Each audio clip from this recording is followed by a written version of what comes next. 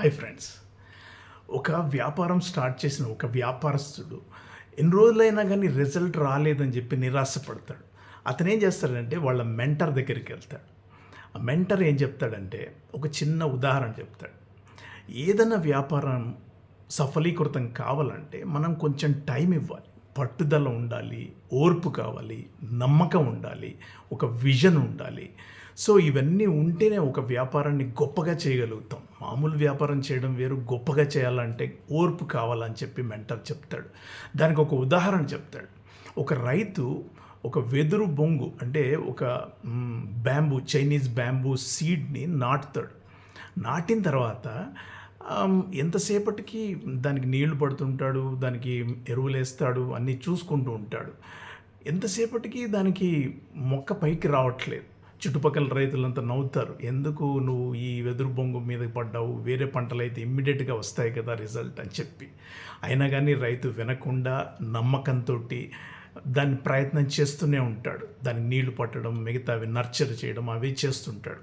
1 సంవత్సరం, 2 సంవత్సరాలు, 3 సంవత్సరాలు, 4 సంవత్సరాలు ఏమీ కనపడదు మై డియర్ ఫ్రెండ్స్. 5వ సంవత్సరం సడన్గా ఒక మిరకిల్ జరుగుతుంది. వెదురు మొక్క రావడం బయటికి కనపడుతుంది. తర్వాత ఇదేంటంటే వింత ఏమిటంటే 5 వారాల్లో టక టక టక టక 1 ఫీట్, 2 ఫీట్లు, 3 ఫీట్లు, 4, 10, 20, 30, 40, 90 ఫీట్ల వరకు 5 వారాల్లో పెరుగుతుంది వెదురు మొక్క.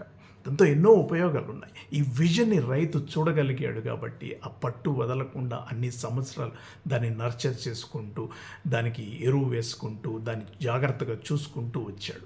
అలాగే మనము దీని నుంచి టేక్అవే ఏంటంటే, ఈ వెదురు ఈ 5 సంవత్సరాలు ఊరికే లేదు, భూమిలో ఒక నెట్వర్కింగ్ ఏర్పాటు చేసుకుంటూ రూట్స్ బలంగా నాటుకొని ఉంటుందన్నమాట.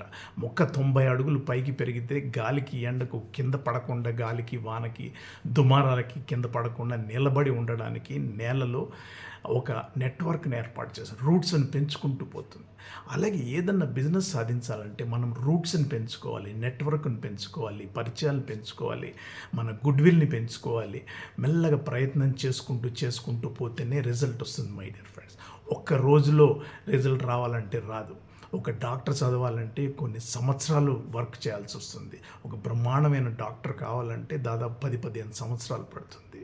ఒక పెద్ద చార్టెడ్ అకౌంట్ కావాలంటే కనీసం 10-15 సంవత్సరాలు పడుతుంది. ఒక మంచి లాయర్ కావాలంటే కూడా 10-15 సంవత్సరాలు పడుతుంది. ఒక మంచి ఇన్సూరెన్స్ ఏజెంట్గా కావాలంటే కూడా ఇమ్మీడియట్గా రిజల్ట్ రాకపోవచ్చు, ఒక్కొక్కసారి రావచ్చు.